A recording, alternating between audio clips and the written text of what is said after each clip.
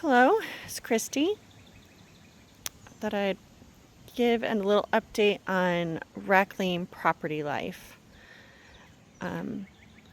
So, as a reminder, September of 2024 is when we purchased a duplex off of RAK Ranch, and we formed RAK Lane Properties as the owner and as a business operation. And in 2025, we have purchased personally some things around here that are needed for RAK Ranch, and but most of what we've done in 2025 has been more project and property management, mostly being done here at RAK Ranch, but we do take on some small side jobs as they come up and arise, and also that have already been kind of in a flow and in connection over the years through the nonprofit RAK Outreach and Missions, like I said, for the past decade. We have purchased over there a container in 2025 as well, and at this time it's basically being operated and rented by RAK Ranch and the other small businesses that we have going on.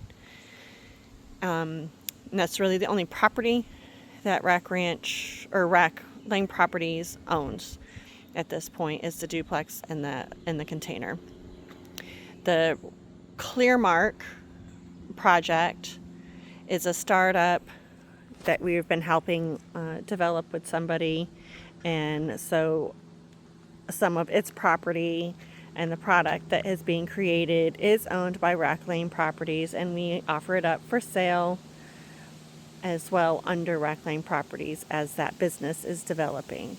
We may partner with it personally or business-wise as time progresses, but at this time Clearmark is on the projection of becoming its own small business, separate from what we've got going on here at RAK Lane Properties. And again, then a new project will come up, which Aaron himself, we've talked about Aaron's Outdoor Creations and Papa Mechanics.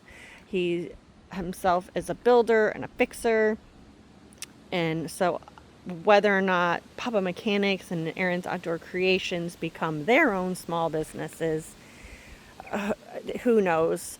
But at this time, it's just we're going to operate those builds again as a startup under RAK Lane Properties, and we'll just let it develop as it does underneath there. It's already just a natural progression, and he has to repair things and build things for properties that we buy anyways, or that we acquire or help under management of others that we take on. So at this point, like most of like that kind of operations, all his stuff is being operated either out of the garage here at RAK Ranch or out of what we call the trail house, and we have a bunch of storage space in a container out back for projects that are either on deck for him to repair and we'll sell, or we'll sell as is or recycle, and go from there.